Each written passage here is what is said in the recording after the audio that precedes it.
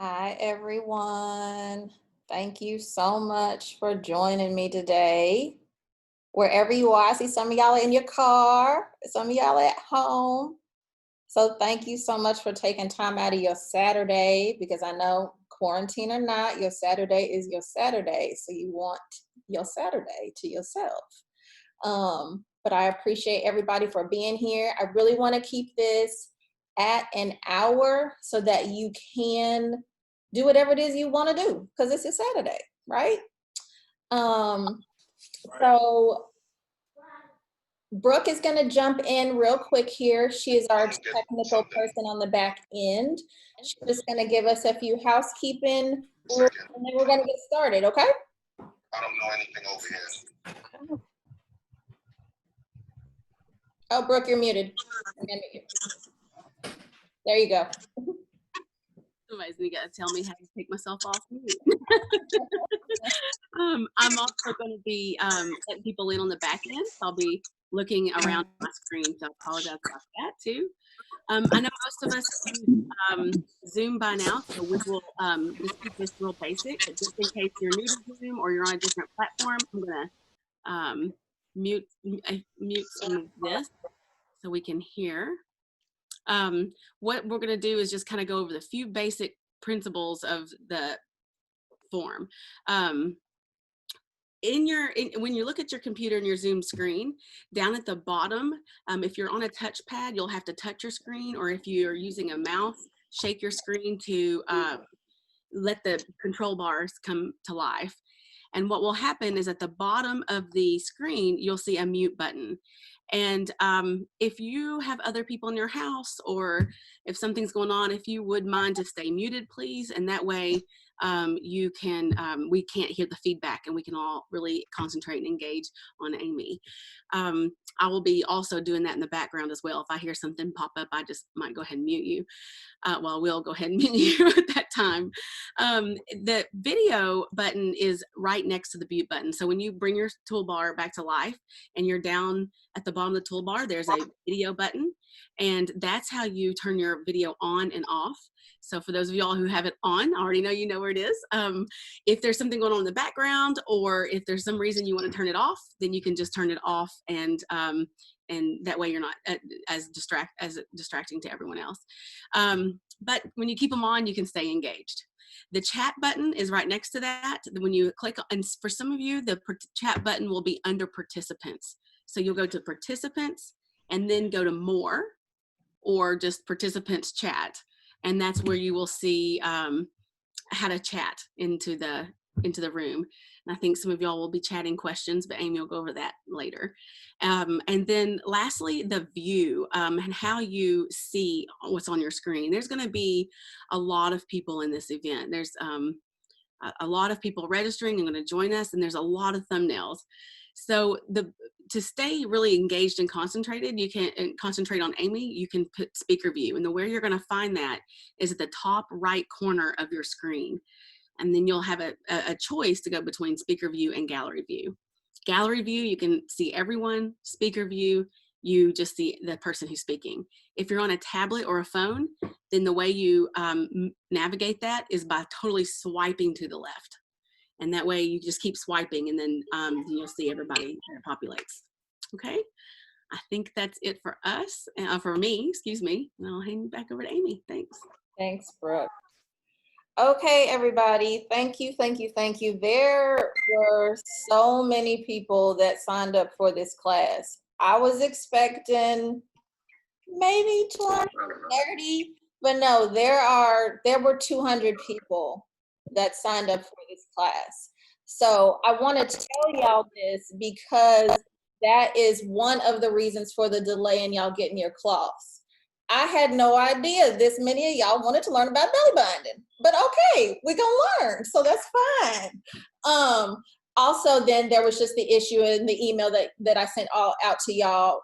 Mailers are in short supply, I guess because of COVID, everyone's mailing things. So there was a delay in me getting what I needed to get y'all your stuff. But don't worry, you do not need it for class. I will do a little demonstration so you can see a couple of different belly binding techniques. but you do not need it for class. I'm the type of person that when I take a class, I like to be able to then go out and do what I just learned. So I wanted y'all to be able to have something so you can do that. So you'll be getting those very soon. If you have not gotten it already, you should be getting those this week. So again, I deeply apologize because I wanted y'all to have them before class, but this was a popular sign up and I was not expecting all of this. So let's hit it. Let's get it. Let's get into it. Okay, so how many, just with a show of hands, have either done belly binding before and just maybe just want a little bit more knowledge, or just or do belly binding just on a regular basis already and kind of want to talk about some of the different ways that belly binding can be done. So I just want to kind of get a gauge of the room. So we've got a few hands that have gone up. Okay, cool. So I'm sure that you all can definitely add some enlightenment because there's not one way to belly bind. There's different techniques, different reasons for binding.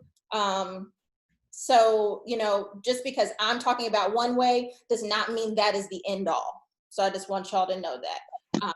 Just with everything, there's more than one way to skin a cat. There's more than one way to belly bind, okay?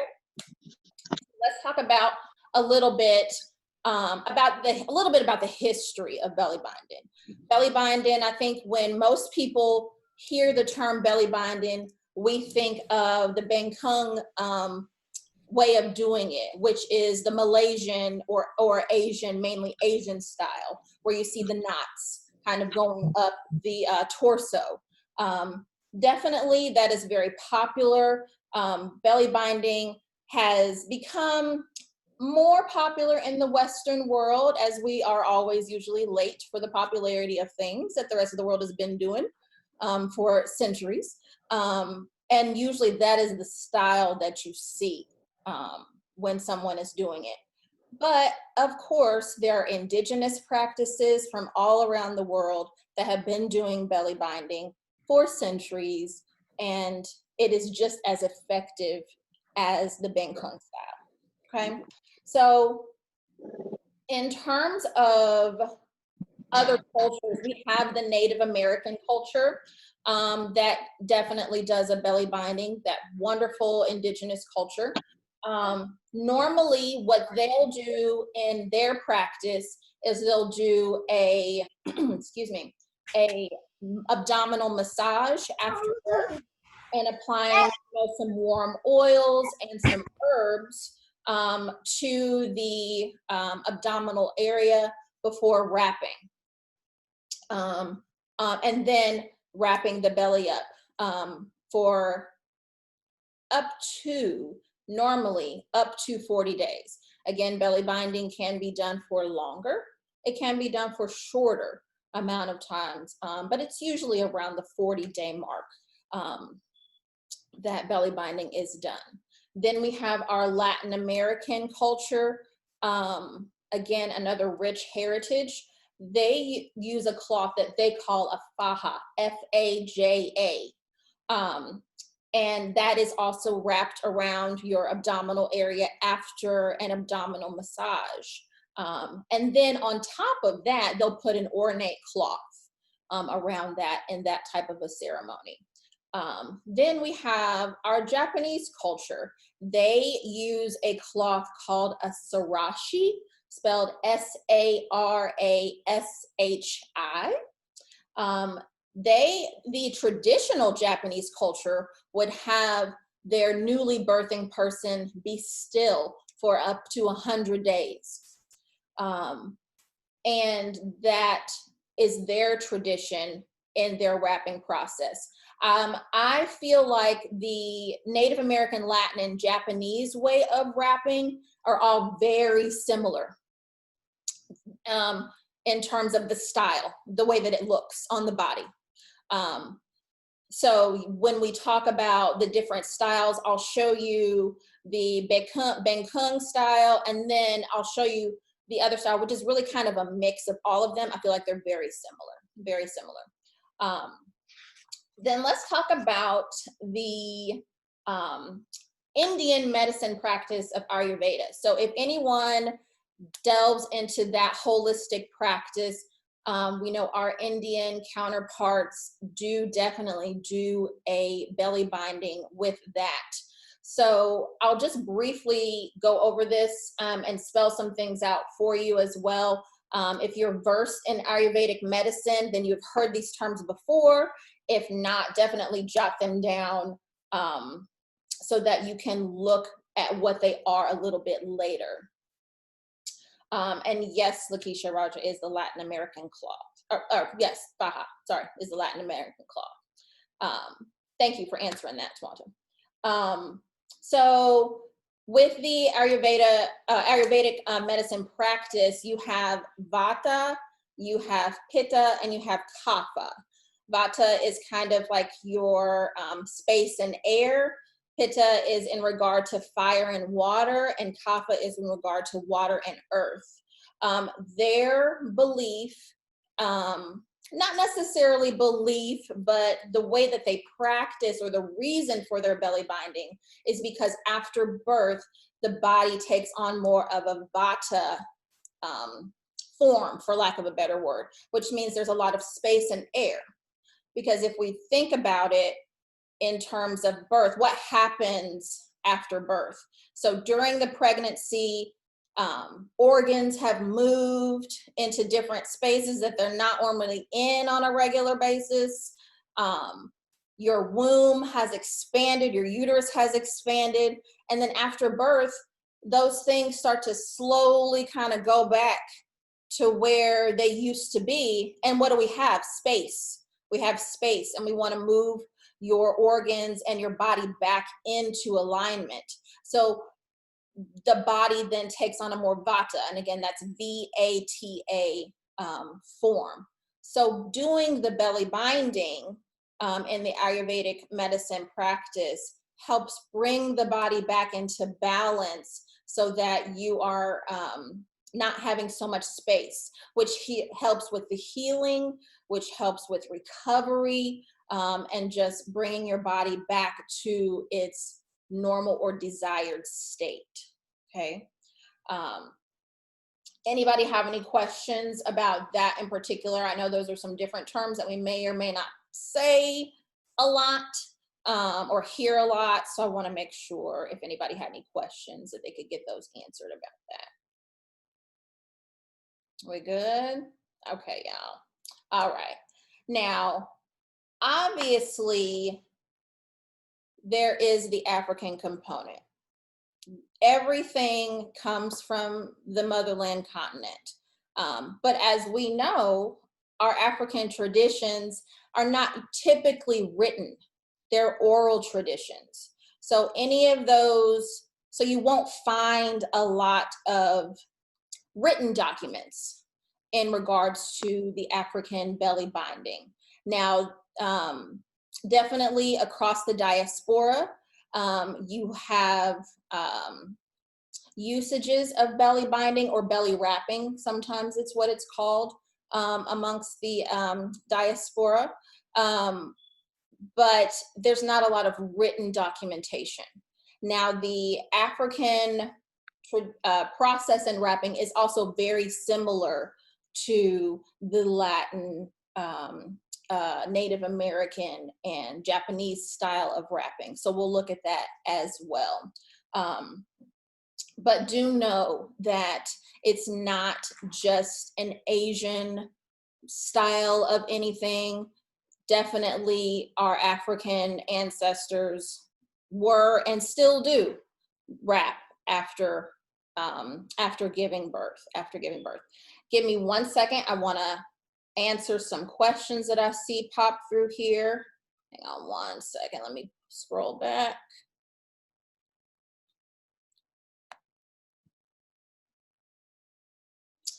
Let's see. Erin, were you asking how to spell the Vata, Pitta, and Kapha?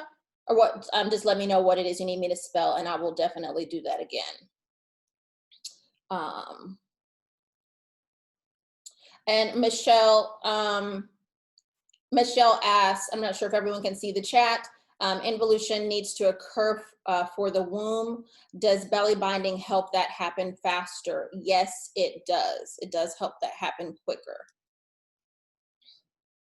Let's see, Benita asked, for Ayurveda, do they use oil as well? Yes, you can definitely use oil. And the types of oils that you can use when you're doing an abdominal massage are typically almond oil, sesame oil, avocado oil, grapeseed oil. You don't want to use any type of oil that's going to be clogging to the skin. Remember, your skin is the largest organ in your body. So anything that you're putting on your skin is going directly into your body and bloodstream. So we want to make sure that we're using oils that are good for the body and also healing as well. Yes, I had a couple people ask if there's a way to receive a terminology list. You definitely can. If you want that, please email me so I do not forget who wants that or does not want that. Please email me. I'll put my email in the chat box in just a second. And then in the subject line, if you'll just put terminology so I know exactly what that is, so I can get that to you as quickly as possible. So most definitely I can get you terminology, so no worries about that. Then let's see. You do not need a certification per se for a massaging. However, you definitely need to know what you're doing. Anytime that you're massaging, so you definitely want to take a class or have someone teach you how to do an abdominal massage. Massage is something that, although is a relaxing thing, it's also very much a healing modality. So you want to make sure that you know what you're doing when you're doing the massage, especially an abdominal massage, especially an abdominal massage after giving birth, because you want to make sure that you're doing what is needed to help move organs back into place, with their proper function capacity as well, and that you're helping in the healing process and not harming in the healing process, which I know we don't want to do anyway, but definitely just keep that in the back of your mind. Let's see. You know, Michelle, I'm not sure, just depending on where you are. I know here in the Atlanta area, there are a couple of doulas that I know will teach you if you just ask them. But I'm not sure if there's really like some place where you can kind of go and say who offers this or not. If you will do me a favor and shoot me an email, and I can see if I can find someone in your area, or at least get an idea of who may be willing or able to help offer that massage training for you. So just shoot me an email so I don't forget, and then we'll go there. We'll go that route. Yes, Akila, I can drop it in Facebook as well. Are you meaning, what do you want me to drop in Facebook, Akila? Tell me. I'm saying yes, and I'm not sure what you mean. Okay, and Aaron, yes, the way that you spell, sorry, y'all, I gotta laugh at myself. The way that you spell Ayurveda, let me look it up real quick because I always spell it incorrectly, is Ayurv as in Victor, ED as in Delta, A.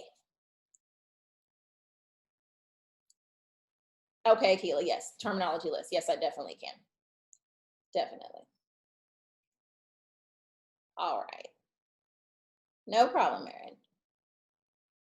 Okay, so that's just a little bit of history. Obviously, you can get pretty deep into history, but for the purposes of class, I don't want to go too deep. What I really want to make sure that you understand is that belly binding comes from many indigenous cultures. It's not just one culture that did it and then nobody else does it and we're kind of catching the wave. It is very much an indigenous practice. And then those indigenous practices, as with all indigenous practices, spread out, and then others learn how to do them, and then it goes that way. All right, y'all. So let's talk a little bit about why you want to do belly binding and what it does for your birthing person. You know, it looks cute. Oh, that's a cute wrap. You know, you got it looking cute and it's nice and tight, but what is it really going to do for them? What are the benefits? So first off, it's going to help with the healing of their abdominal wall muscles. As we talked about just a moment ago, so what does pregnancy do? It expands your muscles, your organs move. So we want to make sure that we help bring those back into a cohesive space. What can happen during pregnancy? You can get the diastasis recti, which is the abdominal separation. So we want to help bring those muscles back in together. It helps with supporting the spine and posture alignment. So as you, if any of you have given birth, once you give birth, however it is that you give birth, be it a cesarean, be it a vaginal, you have given birth, then you know afterwards, you, especially after cesarean, you can kind of get caught up in kind of the leaning over because you're trying to kind of gather yourself. You know, you just went through a lot. You know, a person just passed through your body. So you are a little bit kind of into yourself. It helps you kind of straighten back up and gain your posture in that aspect. It helps, as we mentioned a little bit ago, return your uterus and other organs back to their place in the body, because we know that they move.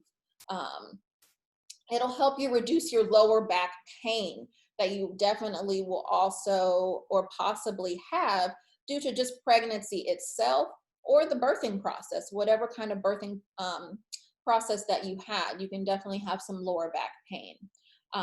It helps promote the cleansing of blood clots because your body is, the organs are going back to where they were and everything is getting back into alignment. So it helps with getting those cleansed out and not being stuck. It'll help you remove water tension if you have that. Helps just improve all around general circulation. It can help accelerate fat burning. And now let's talk about the fat burning part real quick. So yes, I will say yes, because I personally do not know of anyone that I personally have belly bound or of someone that I know has gotten a belly binding just on their own or someone did it for them that did not express that it helped them get back to not necessarily their pre-pregnancy size, but at least back to something that they felt was close to what their pre-pregnancy size was. That cannot guarantee, that's not a guarantee. So I definitely don't want y'all to go out and be like, oh, you're gonna be back to your size, you're gonna be looking good. Yeah, I cannot guarantee that. So you don't want to guarantee that for people. But it's definitely something that will help because it helps bring the body back into alignment. It definitely helps with the water tension. It helps with the bloating. So definitely will help, but don't guarantee these folks, because otherwise they'll be like, you said I would be back to my pre-pregnancy and that's not what happened. Well, we can't guarantee that. Okay, y'all. Let's see, it also helps provide comfort, a comforting sensation, especially if you have those birthing persons who have experienced a lot of anxiety or going into that postpartum depression. It definitely helps hold them in. Holding you in gives you a little bit more sense of comfort and control. So it definitely assists with that. We'll talk about that a little bit when, a little bit more when we get into when to belly bind in reference to those who have maybe experienced a miscarriage or stillbirth, because they can still bind. And definitely, I actually think that for them, it's probably even more beneficial mentally and emotionally to bind than opposed to someone who birthed vaginally or had a cesarean. Okay, there's some more questions that came through. Give me 1 second. Let me see what those are. Tasha, I'm getting ready to get to when and how long in just a second. So we will get to that question in just a second. Yeah, Dr. Juan, yes, the first two, to answer that the first 2 weeks are great to wrap. Some cultures do wrap until 40 days. And definitely no more than that as you take body's ability to strengthen and heal. So yes, you can definitely do that. How long after a C-section is it safe given the incision site? We'll touch on that in just a second as well. But yes, it does depend on the person. Thank you for answering those questions, Dr. Juan. You'll wear a C panty initially, and then once the incision is healed and they can tolerate it, then bind. And then Aaron just said, I've heard that you could belly bind years postpartum. Is that true? And years later after postpartum? You can. Now, I'm not sure that it's going to give you the exact same benefit as if you did it closer to after you have given birth. I personally, now, and again, as I was stating earlier, someone else may say that it was beneficial to them. I personally like to get, if they're not doing it not directly, but as soon as possible after birth, I usually can bind or see benefits of binding up to a year after giving birth. Now, I'm sure somebody has done it after and they were like, it was great, I had great success with it. So exactly, some people use it as waist training. It's definitely something that you can do after a year because people use it as waist training. Thank you, Michelle. So definitely, if you wanted to, you can try it now after, if you feel like you want to try and bind, definitely do it. Now, actually, it's not painful. Now, everybody has their own tolerance level. You want it snug, but you don't want it tight to cut off circulation. So it's not like the extreme waist training that you see where people are taking their waist from a normal size waist and they're bringing it all the way down in so that it's super tiny for that aesthetic look. So it's not like that. You want it snug on the body so that it's not just moving up and down when you move around. But you don't want it tight. So you want to be able to breathe. So you'll be able to breathe, you'll be able to move. So it's not constricting like that. I hope that answers your question. Okay, so we've got a couple people ask, when to do it and how long. So let's get into that real quick. So there again is a little discrepancy on when to do it. So some people on a vaginal birth will say immediately after, once they, if you're at home, as soon as you give birth, you can bind. If you're in a hospital, once you get back in your room, you can bind. I personally want to rest a second. You've given birth. Do you really want to be wrapped up after you've given birth? Give me a minute, So I personally, on a vaginal pregnancy, would say as early as 2 to 3 days after giving birth, you can bind. And again, as we kind of mentioned earlier, you can do it up to 40 days or longer. The benefit is usually in terms of postpartum, 40 days.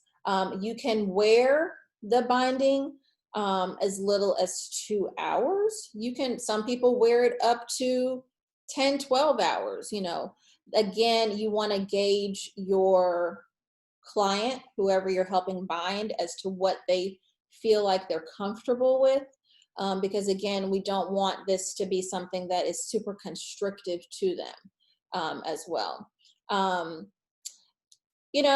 Isis, I personally don't recommend sleeping in it, especially if you're going to be binding through the whole day. Now, if you're using it as a waist training type of a situation, that's a little bit different.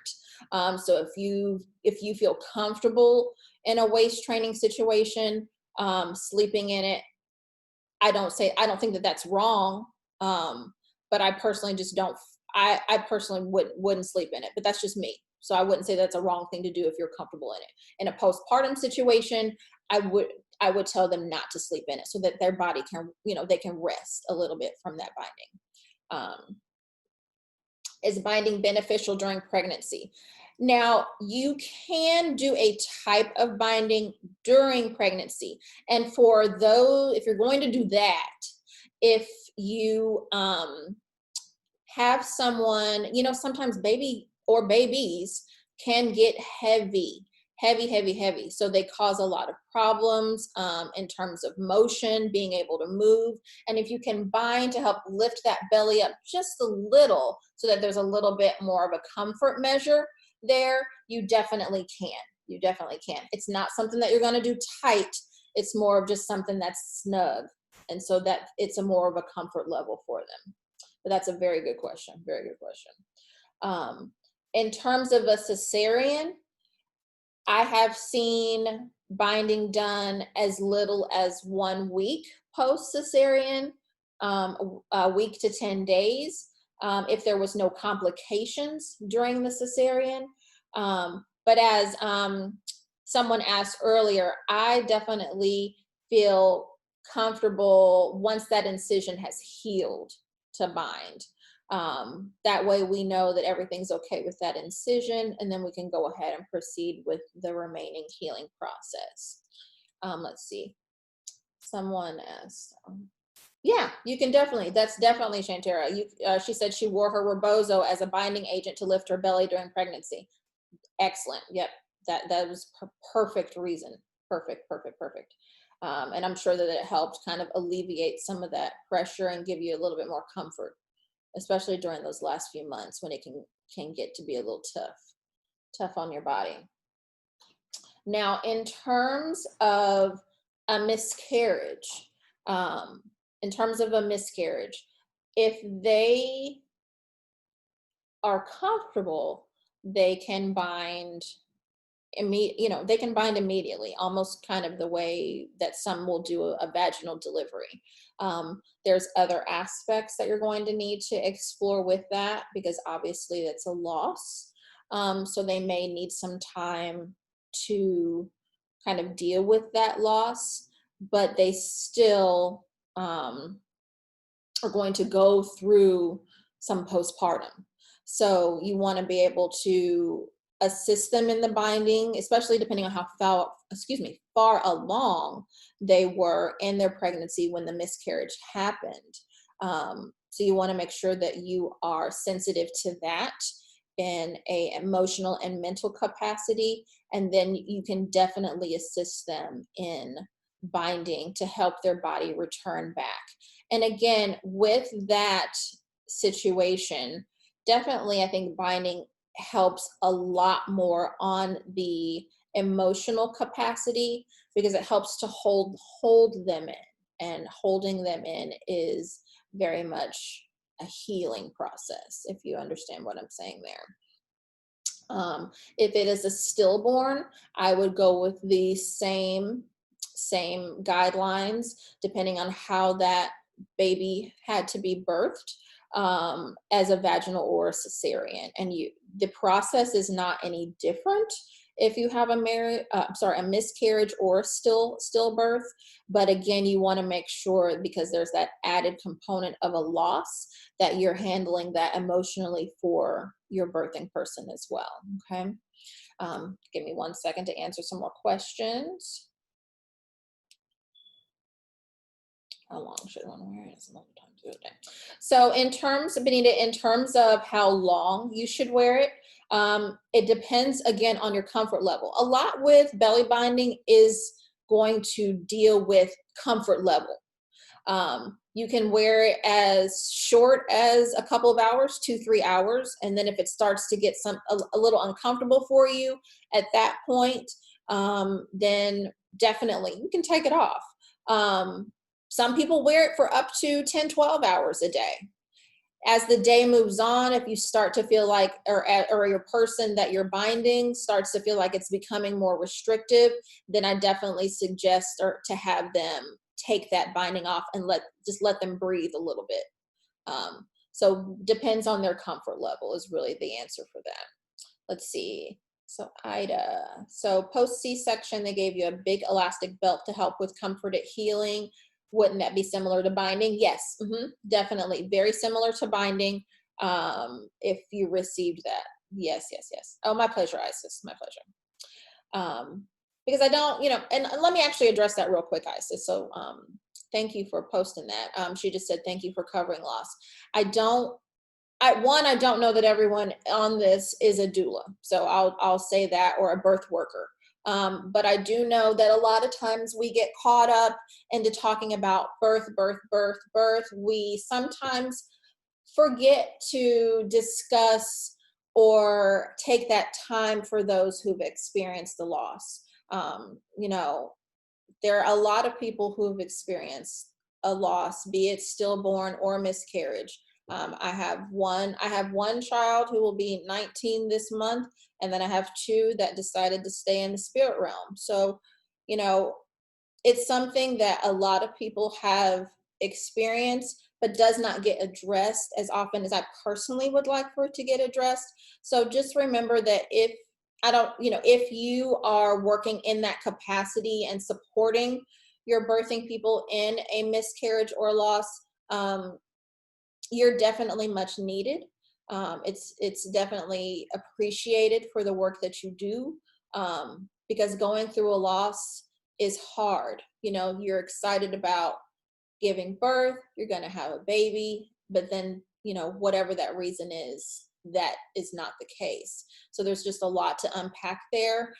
So it's much needed, much needed. Let's see. Okay, okay, hang on one second. Michelle said, oh yeah, yeah. Belly binding definitely would have been helpful during the loss, but now when we don't know then and we know now, we can go and help the next person so that maybe they can not feel the same way. So how long? I had a couple questions for how long. I'm not sure if I said this, but in each situation, you can wear it. Typically, it's done for up to 40 days. Again, it can be worn as little as a couple of hours or up to 10 to 12 hours. Again, just to reiterate, I personally don't recommend sleeping in it in a postpartum situation, just so the body can rest. If you're doing it in a waist training situation, go for it. If your body can handle it and you're wearing it all day and all night, I'm not mad at you. Do what works for you. Do what works for you. Okay, let me just check my notes here. I want to make sure I'm covering everything. Okay.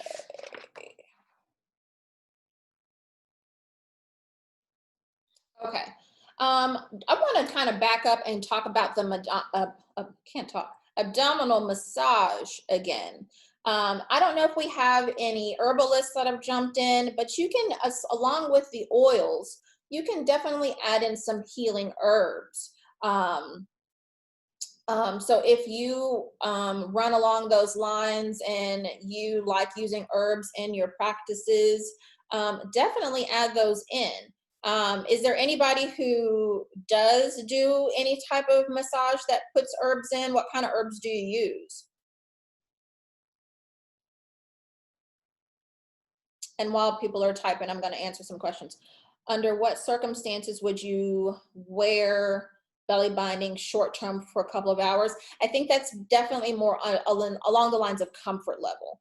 Because if it starts to get a little too snug, maybe they just need to take it off for a little bit, relax their body, and then rewrap, or maybe do it the next day so they can work up the ability to wear it a little bit longer. That type of a thing. Normally, you wouldn't typically wear it just a couple of hours, but a lot of that would have to do with the comfort level of the person that's being bound. Let's see. Yes, so Claudia, after a C-section, I have seen the wrapping as early as a week to 10 days post-op. Now, I personally would want that scar to heal. Not that you can't, because we don't want the binding cloth to stick to the scar, and we don't want those other things happening. So I personally would like that scar to heal. That doesn't mean, again, because there are different practices and different ways of doing things, and every body is different, so every person binding is not going to be the same in what they can or can't do, or what they're comfortable doing or not doing. So I would say if they are comfortable doing it that early, I don't see why that's a problem. I would just take the necessary precautions to make sure that that scar does not get agitated in any kind of way. But I personally like for that scar to have been healed. Okay, we've got a couple people answering. Let's see. Okay, so in terms of herbs, if any of you want to jot these down, definitely these are some great herbs. So rosemary, raspberry leaf, lavender, as well. Lavender is one of my favorites. The calendula. Let's see. Tina says she uses the calendula flower and then essential oils. That's really good. Carlissa says she likes to use thistle, nettle. That's a favorite. The calendula as well, or holy basil. It's really good. You're welcome, Claudia. Tina also said lavender, comfrey, yarrow. Can I tell y'all that I love me some yarrow? I'm gonna leave it there because we can talk about that all day. I'll move on. Plantain, yes, plantain as well. Yes. Red raspberry is my jam. Also, I drink red raspberry tea probably at least 3 to 4 times a week. That's my jam right there. Let's see. Tawanta says she uses the red raspberry leaf, lavender, the uva ursa, and calendula. Y'all are some good. Okay, I like these. I like these a lot. So just know that again, here is proof of there's not one way that you can do this for it to be effective. I'm loving these herbs too, Iman. These are good. So there's not one way for them to be effective. So thank you for sharing what you use. Is there anyone on the call that does abdominal massage? That would, I see a hand. Hey. Carlissa, you do abdominal massage? Okay, Carlissa, where are you in the country? Hold on, let me unmute you real quick. Okay, Carlissa, where are you in the country? I'm in Maryland, in Brandywine, Maryland. Okay, excellent. And did you find, or do you find with abdominal massage that it was something that was difficult for you to learn, or did you find that did you have to be taught, or did you something that you kind of just picked up and kind of went with? It was something that we covered when I studied Thai massage. Okay. For the most part, a lot of it is intuitive, but like you said, just knowing the proper directions and movements and where to press and where not to press, those kinds of things. Excellent. Are what you need someone to teach you. Excellent. Yeah, definitely. Massage is not a hard thing. It's not hard at all to massage whatever type of massage that you're doing, but you want to make sure that you're doing it in a healing practice and know what you're doing, because massage is one of those things that if you don't know what you're doing, you can kind of hurt yourself or whoever you're trying to assist. Okay, thank you for that. I'm glad. Thank you. Sure. Is there anybody else that does massage? Oh, Iman, you do the Thai massage also. Let's see. Hang on. There's a lot of people talking here. Okay, let me back up to some questions while y'all are typing. Let's see. Oh, Kimberly, so you make body butters with the essential oils and herbs. That's perfect. So you can definitely tap in with somebody who already has a product with the herbs in it. And that way you've already got your product there. You don't have to worry about getting oils, getting herbs, which oils, which herbs. You've got somebody that already is putting a product together to help you with the process. Jamisha, I would say yes, each client should have their own cloth.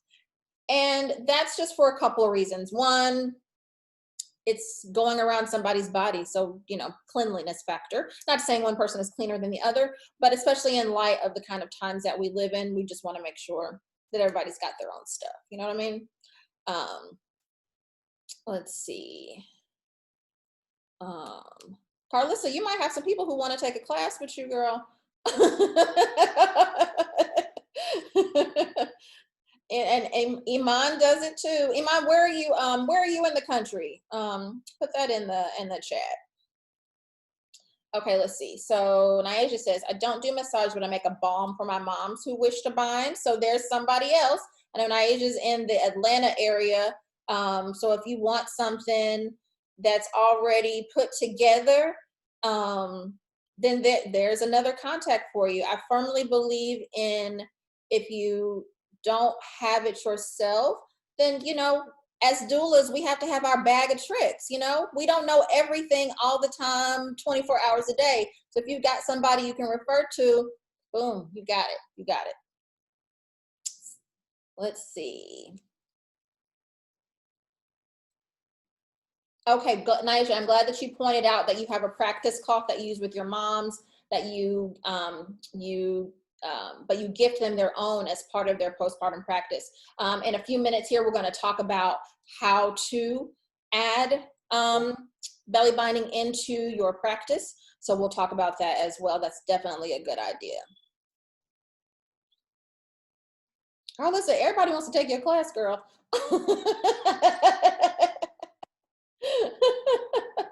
All right, she put her email in there for y'all, so you can contact her. Okay, excellent, y'all. Right, exactly. Networking on the call. I love it. I love it. I love it. We gotta take care of each other.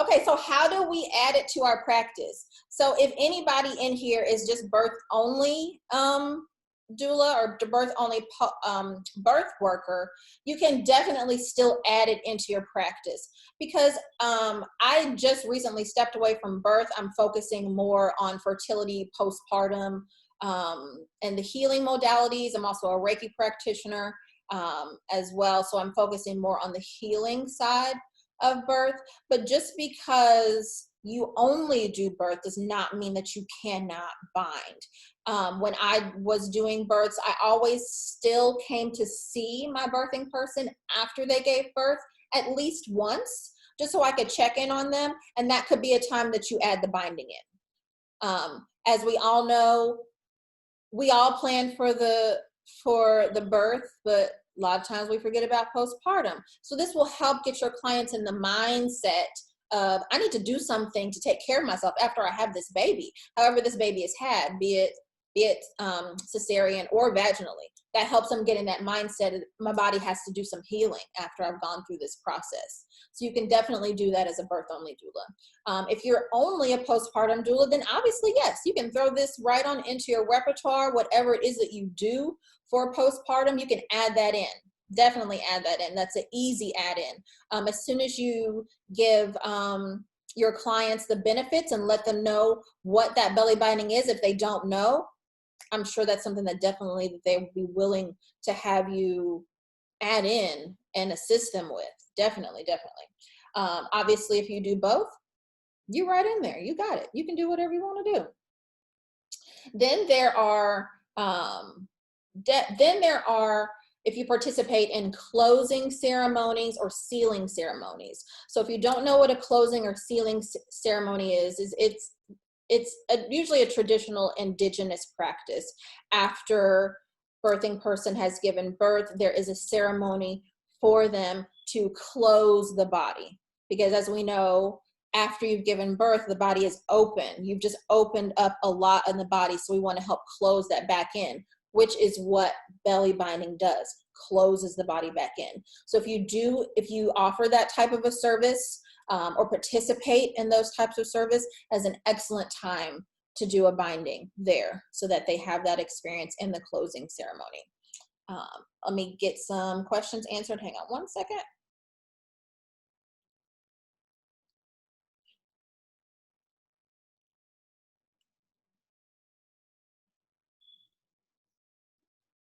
Yeah, Kimberly, birthpartum's Reiki yoga. Excellent. That's definitely something really easy that you could add in to your practice. Very easy. Yeah, add that in. Okay, so yeah, Michelle, we talked a lot about benefits. Honestly, I personally do not know of any risks other than maybe it's been done too tight and they need that's a discomfort level, or maybe in the event of a cesarean it was done a little bit too soon. We want to make sure that that scar has healed up a little bit. In my research of belly binding as well, I honestly have not seen or have had anyone write about or say anything about a risk in regards to belly binding, which is why it's great. Now that, again, that doesn't mean that somebody's not going to be out there and be like, don't do belly binding because of ABC.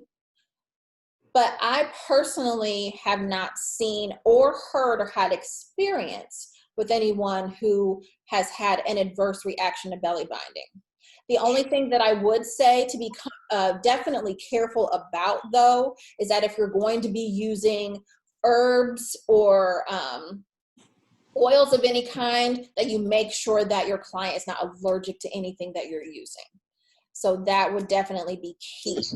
We don't want to use anything that is going to harm, because we're all about making well, not harming. Let's see. What else do we have here? Oh, everybody's putting their information in the chat. So if you're looking for somebody that makes balms or teaches a class or what have you, get in there, because they are putting their information in there. Yes, Z is amazing. She is here in the Atlanta area. She's an amazing, amazing, amazing herbalist. Like one day I want to be like her. Like I know some stuff, but she knows some stuff. You know what I mean? So she knows some stuff. So definitely if you're looking to someone who can teach you more about herbalism, she's definitely somebody that you want to reach out to. Definitely. And I think somebody put her IG in the chat. So just scroll through there and you will see that. Oh, and okay, y'all putting her email and her IG. Okay, y'all. We'll have to let her know that she's gonna have a lot of people asking about it. Okay. Let's see. Thank you, Kira. So there's risks to the pelvic floor if belly binding isn't done correctly. Definitely, I can see that. I can see that. Kira, can you do me a favor and can you pull yourself off mute for just a second? And can you give us any experience that you have had or have been made aware of those risks, so that that is shared with everybody? Hi, Amy. Hey. No, I mean the things that I've heard have been people who have tried to YouTube who didn't invest in a good belly binding training, because if it is done incorrectly, it can put too much pressure on the pelvic floor and cause damage. So it's really important to have a good training, a good solid training that discusses the risks, the benefits, it just the whole thing, because you don't want to be the doula that causes more harm than good, and then be possibly held liable for doing it incorrectly and damaging or hurting someone. You're right. You're right. Very much correct. Thank you for sharing that. Because you do belly binding now, right, Kira? Yes, I teach belly binding. That's what I thought. Yeah, I just want to make sure. Yeah, thank you. Thank you for sharing that. Okay, next question here. So as a birth doula, how would I charge or how would I price for that? Where do I purchase cloth from? Okay, so as what I suggest, as with everything, I look at pricing in your area so that you are comparable and not lowballing yourself when it comes to pricing for cloth, for a belly binding. Now, that's something that you can add into your packaging so that it's just already there. And I'm a firm believer of when your knowledge level goes up, your price goes up, because people are not just paying for your presence, they're paying for your intellectual property as well and your knowledge. So don't be afraid to do that at all, because you have the knowledge, you're going to be performing the service. You can definitely increase your pricing there. Your presence is not free. Your energy is not free. Your time is not free. So definitely don't be afraid. But look at in your area and see how much other birth workers are charging, and kind of price yourself in a comparable fashion. I personally never say you need to charge this much, because one price in California is not the same price in Oklahoma. You know what I mean? You know, so you want to definitely make sure that you're pricing according to what's going on in your area. In terms of a traditional belly binding cloth, then there's lots of people that make them. You can go on Etsy. They usually run, from what I've seen, 70, 80 and up, depending on what you're getting from the person selling it on Etsy. I'm not sure that I've really seen them any less than that, but there's lots of different people out there that sell them. Okay, let's see here. Nicole said, I'm an integrative women's wellness practitioner, holistic nutritionist, clinical herbalist, and wellness coach, all certified. If anyone needs pregnancy wellness protocols for their pregnant pre and post moms as well, I can help. Okay, great.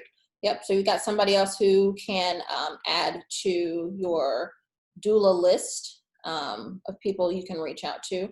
Also, thank you for saying that, Nicole, because I definitely want to make sure that everyone knows that with binding postpartum, we also want to make sure that they are getting the proper nutrition. Make sure they're getting the proper nutrition for healing after birth. Nutrition is key just day to day, but especially key pregnancy and postpartum.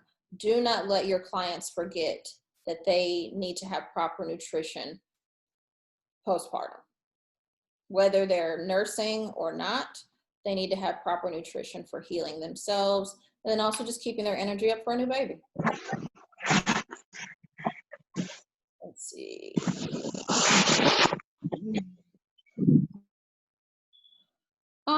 Jasmine, I don't see why not. If you have a way of putting that together, definitely you should be able to sell to other doulas in your area. Okay, and then Simone just asked, how do we know what is too much pressure? Your client will let you know, because we want it to be snug. You want to make sure that you're asking them throughout the process, you know, how it feels. So you're not just going to wrap them up and then roll and dip. You want to make sure that you're just staying in contact with them as you're doing the process to make sure that they're comfortable, make sure that it's not too tight, and that way you can loosen or tighten if it's not tight enough, okay?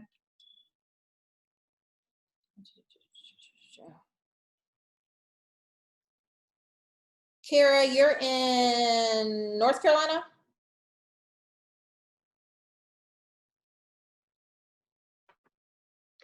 Yeah, I'm in North Carolina, but I travel and train throughout the country. Okay, okay. Yeah, I had someone ask where were you. So Kira, will you pop your IG and website in the chat, so if people want to reach out to you, they definitely can?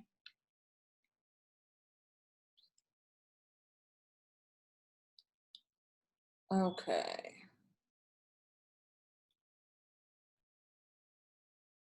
Okay, so we're running kind of low on time here. I want to go ahead and give everybody a quick visual on doing the belly binding. Let me get myself situated here.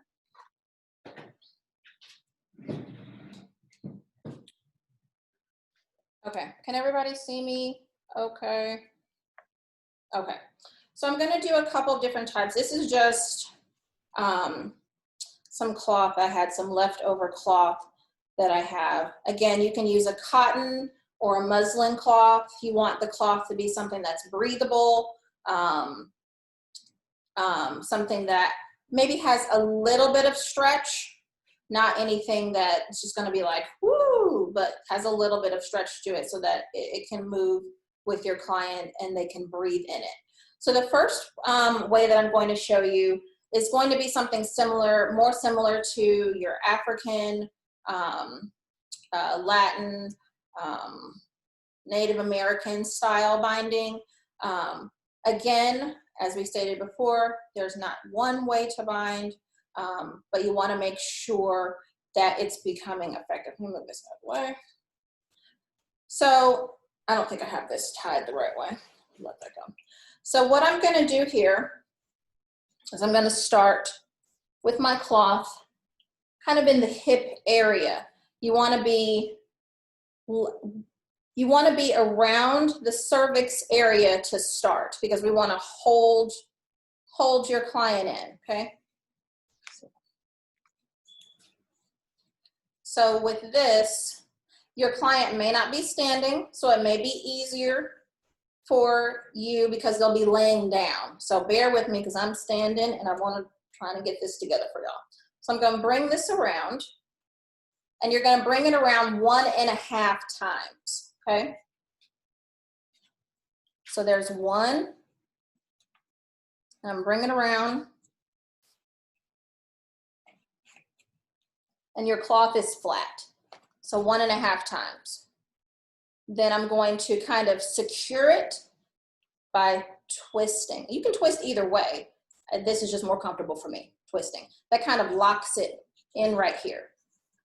I'm going to go around, again, 1.5 times.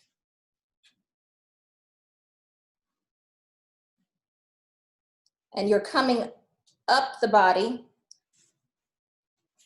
making sure, and you're talking with your client as you go. So is that snug? Is that too tight? Does that feel too loose? So you're going to gauge with them how they're feeling about what you're doing, okay?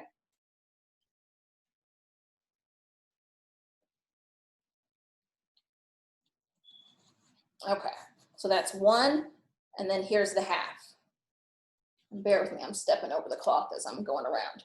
Then I'm going to twist it. That, again, kind of locks it in place, okay? Then again, we're just going to go around. Hang on, y'all, I got it twisted. There's 1. Here's the half.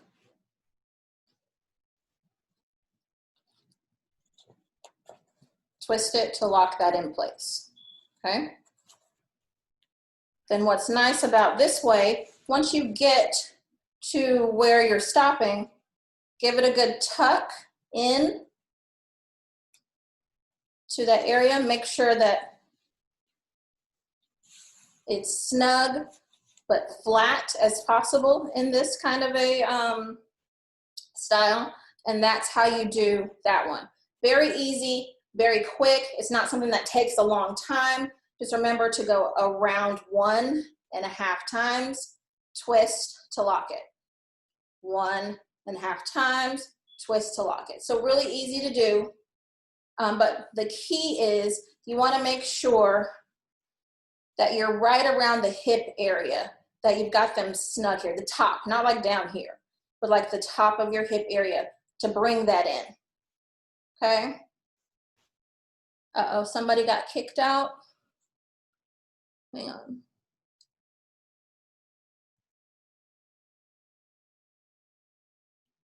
Yes, Hasha, I did twist and lock just on one side. So as you go, let me back up here. So let's just say this is just the first revolution. So you go around. There's 1, get to the half, and then you twist. So once you do your 1.5, that's when you twist. You're gonna wrap around until you get to right about the rib cage.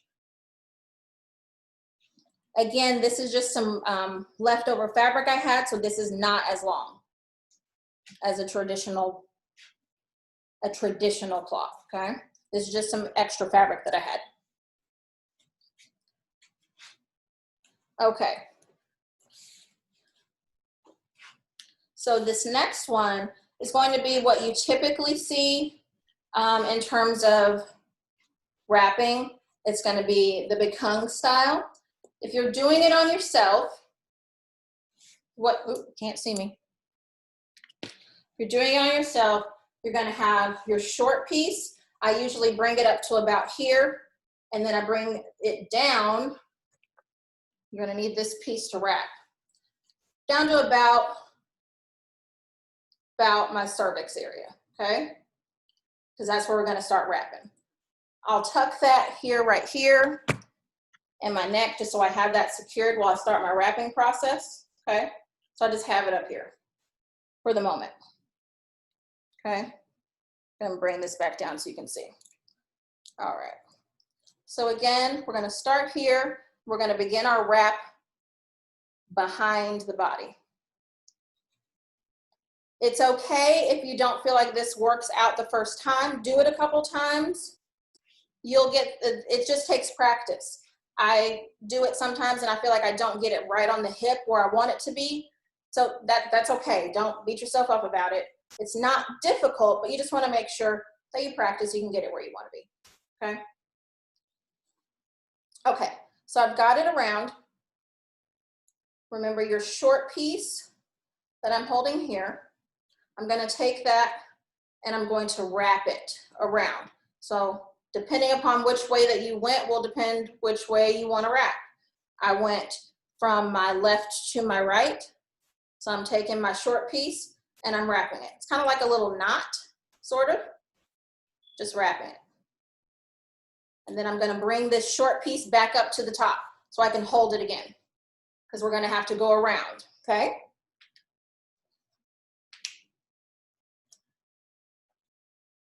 You want to try and get it as snug and as flat as possible.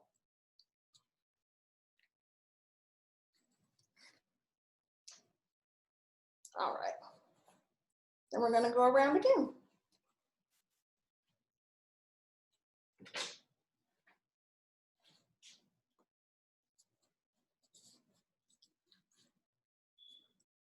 All right, so now that I'm back to the front, I'm going to kind of do a twist around motion again, okay?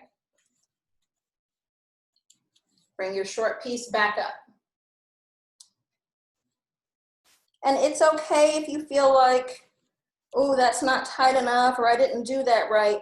Go ahead and start over, okay? You want to make sure that you're getting it the way that you need to. Then start that process again. Go around. And again, as you go around, you're going up the body.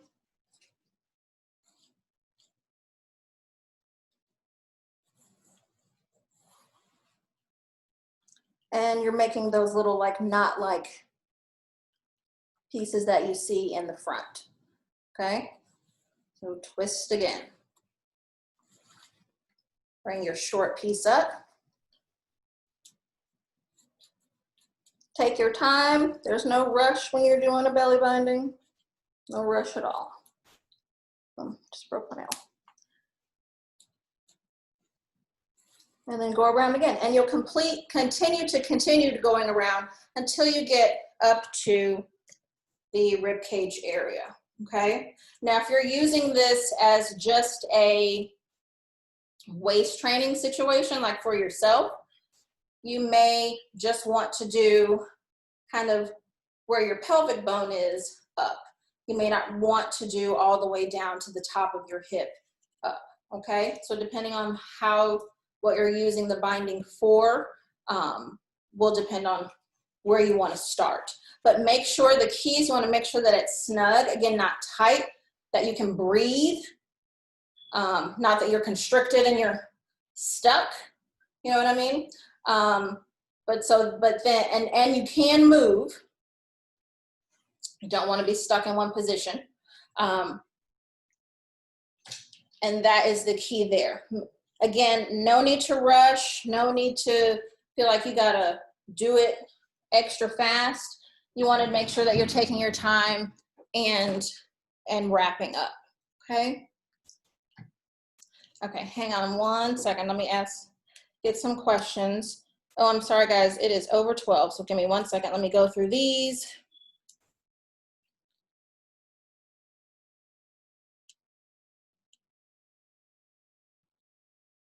Does a traditional cloth length fit every body type? It should, because it's long. A traditional cloth is very long. The length is about 16 yards. 16 yards is about 500 inches or so? So it should fit every type. So you shouldn't have to worry about that.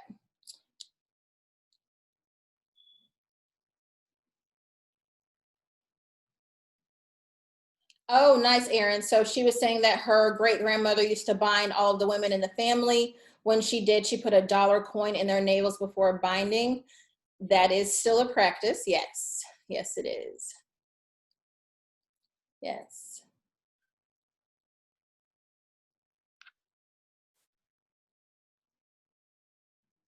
Let's see, with the second bonding technique, you secure the, yes, you can tuck it in. What you'll do at the very end, and I'm sorry, I didn't, because I didn't keep going. You'll actually tie, once you get to the end, just do like a regular, put the ends together, tie, and tuck those edges in. So yes.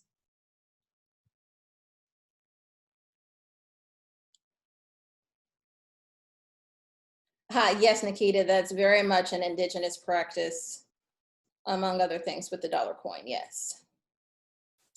Kamisha, you can, however, you want to make sure that you are providing the service to them in terms of teaching your clients how to bind.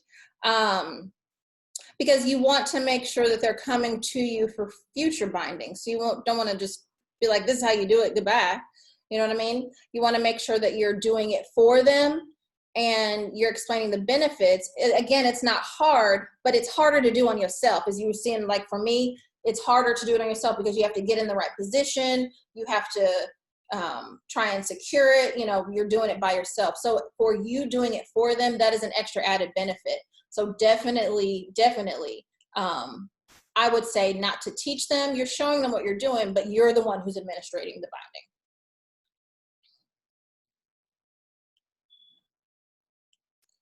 Let's see. So Chanel, the material is not necessarily like stretchy, like elastic. You want a cotton or a muslin type of a fabric that has some sort of give to it because it needs to be breathable. But not like elastic where you just can, you know, go to town back and forth with it type of thing. Let's see. How many postpartum visits would you provide if you're doing a binding? Well, I'm not sure if I understand the question. So are you thinking that you need to limit your postpartum visits or increase your postpartum visits if you're doing a binding? Is that what you're asking? Yeah, so maybe if you're not teaching them, but you're offering the service and you're doing it for them. If they were to bind for, a week or two, how many would you go back? 14 days? Like, would you go back every day to help them bind, if that makes sense? It does. Okay. Yes. Thank you. Thank you for clarifying that. I personally, when I do a binding, I typically will include that in my postpartum visits. So depending on how you do your postpartum visits, like for me, when I do postpartum visits, it's kind of like a package. So you have a certain number of hours that you've purchased in postpartum. So with those number of hours, we may have scheduled out this week we're doing Monday, Tuesday, Wednesday, maybe next week we're doing Wednesday, Friday, something like that. So when the days that I'm there is when I'm doing the binding. Does that make sense? Okay.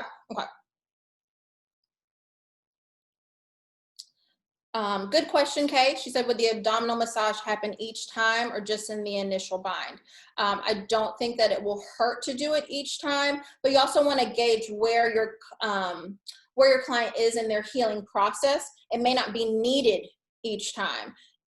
In the beginning, maybe if you're in that example that I just gave, or maybe I'm going to see my client Monday, Tuesday, Wednesday, they've just given birth, I may do that massage Monday, Tuesday, and Wednesday, but maybe the next week, we aren't doing the massage. We're just doing the binding because maybe they don't need it that next week. So I would have that conversation with your client, and you will know, because you're there with them, what you feel like they need versus don't, and you can give them a suggestion accordingly. Obviously, they're going to decide whether or not necessarily obviously. When you have that discussion with them, you can talk about the benefits to continuing to do the massage or not, and then proceed accordingly. Because if you, as the professional, can see the benefit in continuing to do that massage with them, I would do that. But it's not like you have to, if that makes sense. There's not a requirement. Let's see.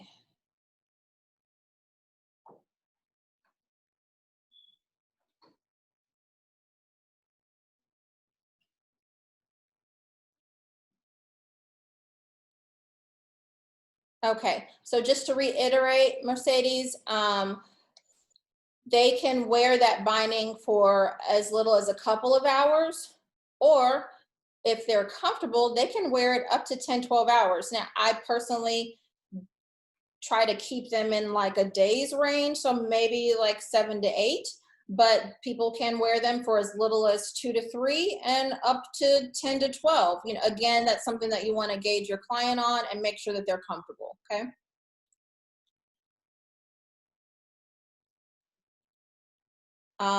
Let's see, so 16 yards is the full length of a traditional cloth. That width is typically anywhere from 8.5 to 10 inches. Just some of that is a little bit of preference in terms of what you like to use or not, but it's typically anywhere from 8.5 to about 10 inches.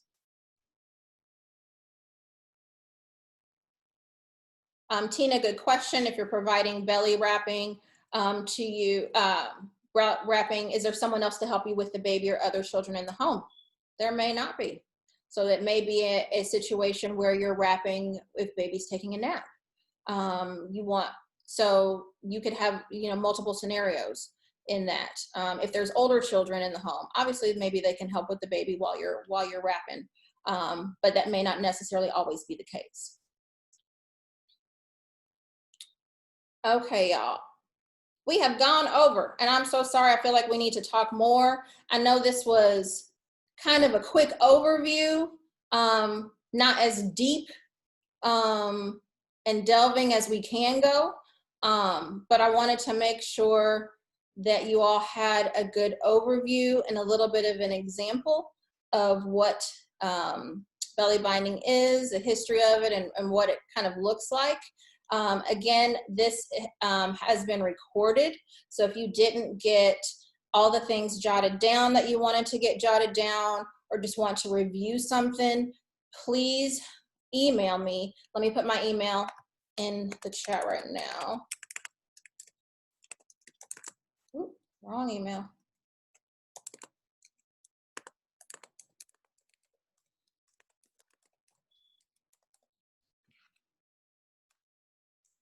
Please email me for a recording. If you want recording only, just put in the subject line recording. That way I know that needs to go with you.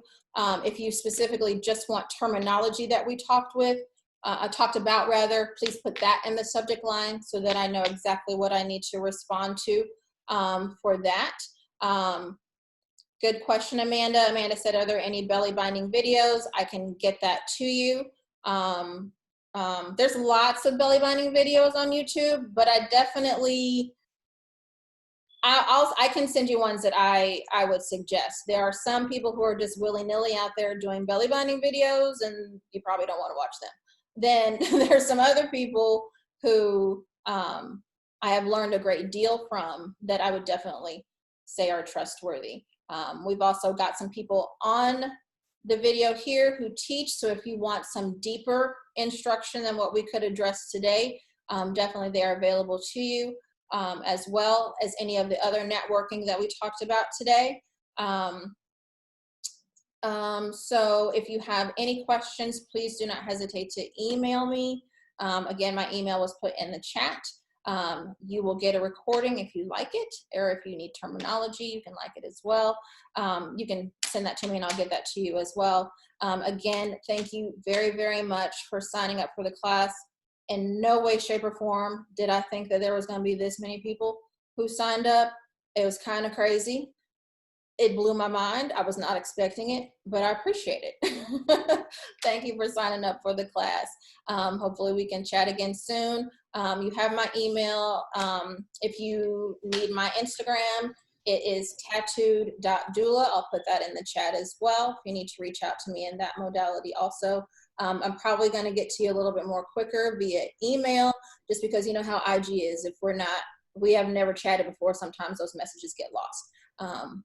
But I am here if you have any other questions.